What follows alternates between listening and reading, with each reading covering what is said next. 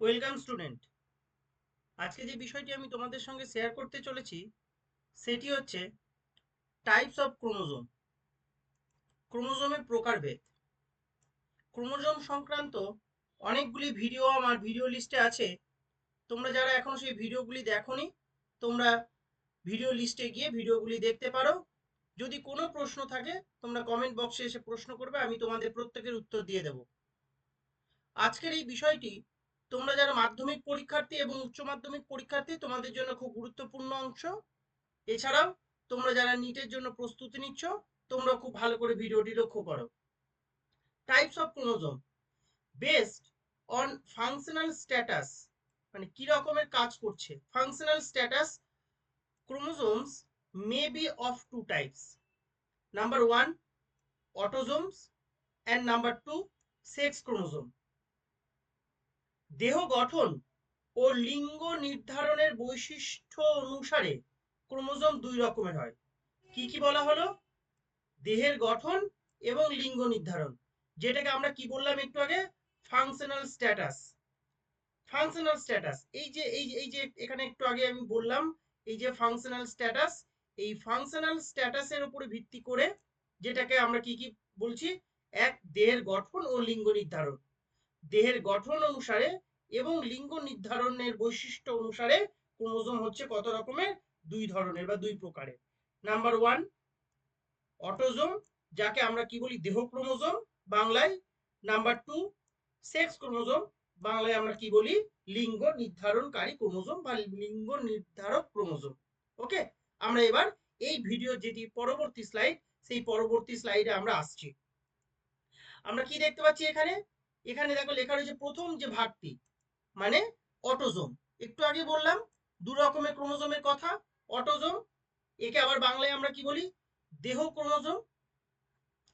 কি বলা হচ্ছে, in sexual in sexually reproducing animals, in sexually reproducing animals the chromosomes which remain equally present in male and female are known as autosome।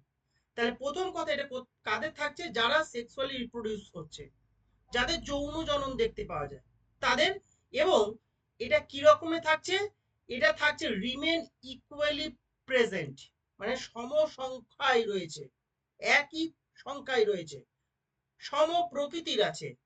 কাদের মধ্যে? In male as well as in female are known as autosomes. তাহলে আমরা কি বললাম, in sexually reproducing animals the chromosomes which remains equally present in male and females are known as autosome. এইটা একটু খুব important একটা বিষয়, যেটাকে আমরা কি বলছি ইকুয়ালি প্রেজেন্ট। ওকে, এইটা কিন্তু খুব ভালো করে মনে রাখতে হবে। In man there are 46 chromosome. আমরা জানি যে মানুষের মধ্যে কি আছে, 23 জোড়া ক্রোমোজোম আছে, যাকে আমরা যদি বলি আমরা কি বলতে পারি, আমরা বলতে পারি 23 পেয়ার্স, তাই তো। আর 23 পেয়ার্স তার মানে হচ্ছে কি 46। তাহলে মানুষের কি রয়েছে 23 জোড়া, বা আমরা বলতে পারি 46টি বা 46 ক্রোমোজোম আছে, যার মধ্যে and out of that 44 are autosome. তাহলে এই যে 23 জোড়া আছে, এই 23 জোড়ার মধ্যে 22 জোড়া হচ্ছে কি অটোজোম। পি ফর কি পেয়ার্স, পি ফর পেয়ার্স। ওকে, তাহলে in man there are 46 chromosome, that means there are 23rd pairs. Out of that 44, that means 22nd pairs are autosomes। যেসব ক্রোমোজোম কোন প্রজাতির পুরুষ এবং স্ত্রী দেহকোষে সম সংখ্যায় উপস্থিত থাকে এবং প্রধানত জীবের দৈহিক বৈশিষ্ট্যাবলী নিয়ন্ত্রণ করে, তাদেরকে আমরা কি বলি অটোজোম। তাহলে কি বললাম, এইটাও একটু আগেই আমি বলেছি কি ইকুয়ালি প্রেজেন্ট, তার মানে কি সম সংখ্যায় থাকে। কাদের মধ্যে থাকে? পুরুষের মধ্যে এবং স্ত্রীর মধ্যে। এবং এরা কি কাজ করে? জীবের দৈহিক বৈশিষ্ট্যাবলী, মানে সোমাটিক ক্যারেক্টারকে নিয়ন্ত্রণ করে। অটোজোমস কি করছে? Somatic character. সোমাটিক ক্যারেক্টার মানে হচ্ছে দৈহিক বৈশিষ্ট্যাবলীকে কি করছে? নিয়ন্ত্রণ করছে। তাই একে আমরা কি বলি দেহ ক্রোমোজোমও বলি বাংলাতে, আবার ইংরেজিতে আমরা কি বলি অটোজোম বলি। আচ্ছা, নেক্সট যেটা একটু আগে বলা হলো, মানুষের 46টি ক্রোমোজোম আছে, মানে এই যে 23 পেয়ারের কথা একটু আগে বলেছি, 23 পেয়ার ক্রোমোজোম আছে, তাই তো? তার মধ্যে 44টি, মানে এই যে 22 পেয়ার, এই যে 22 পেয়ার, মানে এইখানে আমরা কি বলতে পারি, আমরা বলতে পারি 23 পেয়ার ক্রোমোজোম আছে টোটাল। 23 পেয়ারের মধ্যে যে 22 পেয়ার ক্রোমোজোম, যেটা হচ্ছে সম প্রকৃতির হয় কাদের, মেল এবং ফিমেলের মধ্যে, বা equally present in male and females, 22 pair, তাকে আমরা কি বলছি, অটোজোম। আচ্ছা, এই ভিডিওর এবার আমরা পরবর্তী যে স্লাইড, সেই পরবর্তী স্লাইডে আমরা আসছি। কি লেখা রয়েছে, যেটা সেকেন্ড টাইপটা একটু আগে আমি বলেছিলাম দুই রকমের কথা, একটাকে বলেছিলাম অটোজোম আর একটাকে আমরা কি বলেছিলাম, সেক্স ক্রোমোজোম। তাহলে দ্বিতীয় যে টাইপ, সেক্স ক্রোমোজোম, কি আছে লেখা, বিষয়টি দেখো।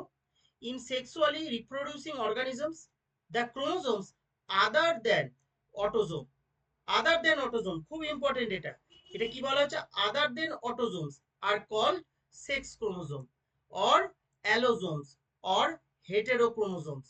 তাহলে আমরা সেক্স ক্রোমোজোমকে কি বলতে পারি, অ্যালোজোমও বলতে পারি, আবার হেটেরোক্রোমোজোমও বলতে পারি।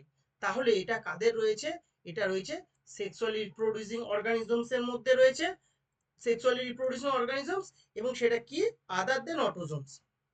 Okay, this is also known as allosomes, and it is also known as heterochromosomes. The the X chromosome in females, আমরা জানি ফিমেলস এর মধ্যে কি আছে, X, একই প্রকৃতির দুটো ক্রোমোজোম আছে, তাই তো, মানে এক্স এক্স বলি আমরা, তাই এটাকে হোমোগ্যামেটিক বলি, যেহেতু একই রকমের গ্যামেট তৈরি করতে পারে ফিমেল। আর পুরুষদের ক্ষেত্রে আমরা কি বলছি, পুরুষদের ক্ষেত্রে আমরা বলছি এক্স ও ওয়াই। তাহলে the X chromosome of female and X and Y chromosome of male are of this type. দেখো এখানে কি বলা হচ্ছে না, হেটেরো ক্রোমোজোম মানে কি, স্ত্রীদের থাকছে কি এক্স এক্স, এখানে আরেকটা এক্স লিখলেও কোনো অসুবিধা না, না লিখলেও কোনো অসুবিধা নেই, যাই হোক, তার মানে ফিমেল মানে হচ্ছে এক্স এক্স। তাহলে ফিমেলের ক্ষেত্রে কি হচ্ছে এক্স এক্স, এবং মেলের ক্ষেত্রে হচ্ছে এক্স ওয়াই। তাই ফিমেল, ফিমেলের এখান থেকে যে গ্যামেট তৈরি হবে, একটা হবে এক্স, আরো একটা এক্স, তখন একই প্রকৃতির গ্যামেট তৈরি হবে। তাই ফিমেলকে কি বলা হচ্ছে, হোমোগ্যামেটিক। আর পুরুষদের ক্ষেত্রে কি, একটা যাবে কি এক্স এ, আর একটা যাবে গ্যামেটে যাবে কি ওয়াই, তাহলে এটাকে আমরা কি বলছি, হেটেরোগ্যামেটিক, হেটেরোগ্যামেটিক। কিন্তু মেলের মধ্যে আছে কি এক্স এক্স, আর সরি ফিমেলের মধ্যে আছে কি এক্স এক্স, আর মেলের মধ্যে কি আছে এক্স ওয়াই। এই জায়গাটা একটু বোঝার চেষ্টা করো। মেলের ক্ষেত্রে হচ্ছে কি, মেলের ক্ষেত্রে হচ্ছে এটা হচ্ছে মেল, মেলের ক্ষেত্রে হচ্ছে এক্স ওয়াই, আর এটা হচ্ছে ফিমেল, ফিমেলের ক্ষেত্রে হচ্ছে কি এক্স এক্স। তাহলে মেল এবং ফিমেলে ভিন্ন প্রকৃতির আছে এই সেক্স ক্রোমোজোমটা, তাই একে আমরা কি বলছি, হেটেরোক্রোমোজোম। ওকে, তাহলে অটোজোম বাদে যৌন জননকারী প্রাণীদের স্ত্রী ও পুরুষের, স্ত্রী ও পুরুষে যে ক্রোমোজোম আলাদা আলাদা ভাবে বা আলাদা ভাবে থাকে, মানে আলাদা করে থাকছে, তাদেরকে আমরা কি বলছি, যৌন ক্রোমোজোম বা সেক্স ক্রোমোজোম বা অ্যালোজোম। ওকে, পুরুষ ও স্ত্রীদের দেহকোষে ভিন্ন সংখ্যায়, এই যে বললাম ভিন্ন সংখ্যায় উপস্থিত থাকে। মানুষের ক্ষেত্রে পুরুষের কি এক্স ও ওয়াই ক্রোমোজোম, এবং স্ত্রীদের এক্স এক্স ক্রোমোজোম এই প্রকারের হয়। তাহলে একটু আগেই বললাম কি, পুরুষের ক্ষেত্রে যে অ্যালোজোম রয়েছে সেটাকে আমরা কি বলছি, এক্স ওয়াই টাইপের, আর স্ত্রীদের ক্ষেত্রে অ্যালোজোম রয়েছে সেটাকে আমরা কি বলছি, এক্স এক্স প্রকৃতির। ওকে, আমরা পরবর্তী যে পরবর্তী যে স্লাইডে এই ভিডিওর, সেই স্লাইডে আমরা যাচ্ছি। এখানে আমরা কি দেখতে পাচ্ছি, কি লেখা রয়েছে, 23rd পেয়ার্স অফ ক্রোমোজোম।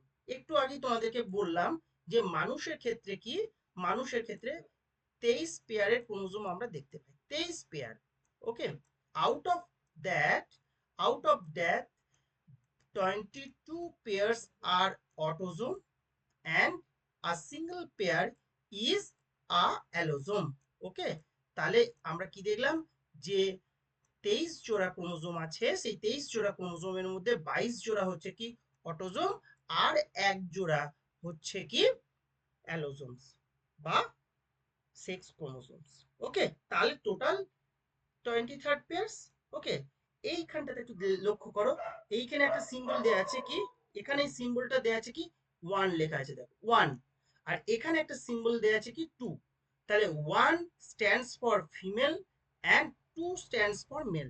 তাহলে কি 23rd পেয়ার্স অফ ম্যান, এইটা হচ্ছে কি, এইটা হচ্ছে ফিমেলের ক্ষেত্রে, এই যে এই পোর্শনটা, এই যে এই পোর্শনটা, এই যে এই যে এই যে ওপরের একটা পোর্শন আছে লাল রঙের একটা অ্যারেঞ্জমেন্ট আছে, একটা নীল রঙের অ্যারেঞ্জমেন্ট আছে।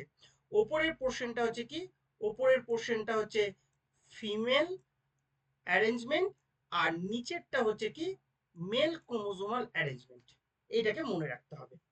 তাহলে এবার আমরা কি দেখছি দেখো, কতগুলো গ্রুপ আছে, A B C D E F G. এটা হচ্ছে autosome, A B C D E F জি।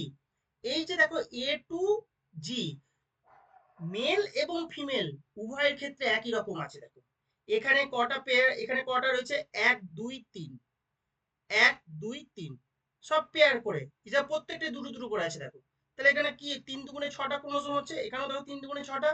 এখানে কটা আছে, বি গ্রুপে কি আছে, 4 এবং 5, এখানেও দেখো 4 5। সিতে কি 6 থেকে 12, এখানেও দেখো মেলে 6 থেকে 12। এবং শেষে যেটা রয়েছে মানে জি এর পরে এইখানটাতে, এইটাতেই পার্থক্য হয়ে যাচ্ছে মেল এবং ফিমেলের ক্ষেত্রে, এই জায়গাটাতে। কেমন? তাহলে এ টু জি আর অটোজোমস, যেখানে দেখো 22 পেয়ার, এই যে 22 পেয়ার, এই যে 22 পেয়ার, প্রত্যেকটাতে দেখো দুটো করে রয়েছে। ওই জন্য তো আমরা বলছি জোড়া বলছি, প্রত্যেকটা মানে এক, প্রথম ক্রোমোজোম দুটো রয়েছে, দ্বিতীয় ক্রোমোজোম দুটো, তৃতীয় দুটো, প্রত্যেকটা দুটো দুটো করে আছে প্রত্যেকটাই। এবার দেখো যেখানটাতে জেন্ডারটা নির্ধারণ হচ্ছে, তাহলে এই যে এ টু জি, তার মানে এই যে 22 পেয়ার, এটা প্রত্যেকেরই দেহ বৈশিষ্ট্যকে নিয়ন্ত্রণ করছে, কি মেল কি ফিমেল উভয়ের ক্ষেত্রে। শেষেরটা যেটা লিঙ্গ নির্ধারণ করছে, যেটা স্ত্রীদের, দেখো এখানে আমরা কি দেখতে পাচ্ছি, কি লেখা রয়েছে দেখো, এক্স এক্স লেখা রয়েছে। আর পুরুষ, এটা কি আছে দেখো, এক্স এবং ওয়াই লেখা রয়েছে। এখানে একটা জিনিস দেখতে পাচ্ছি, এক্সটা ইজ লার্জার দেন ওয়াই, ওয়াইটা দেখো কিন্তু এখানে ছোট আছে। তাহলে এইটা হলো কি পুরো 22 পেয়ারের অটোজোম, এই লালের এত দূর পর্যন্ত। অনুরূপভাবে এই নীলটা মানে যেটাকে আমরা মেল সূচিত করছি এ টু জি, এইটাকে আমরা কি বলছি, অটোজোমাল অ্যারেঞ্জমেন্ট। আর লাস্টেরটা হচ্ছে কি অ্যালোজোমাল অ্যারেঞ্জমেন্ট। তাহলে এই হলো 23 pairs of chromosomes of man. Okay, তাহলে আশা করি বিষয়টি তোমরা বুঝতে পেরেছো। যদি এই সংক্রান্ত তোমাদের কোনো প্রশ্ন থাকে, তোমরা কমেন্ট বক্সে এসে প্রশ্ন করবে, আমি তোমাদের প্রত্যেকের উত্তর দিয়ে দেবো।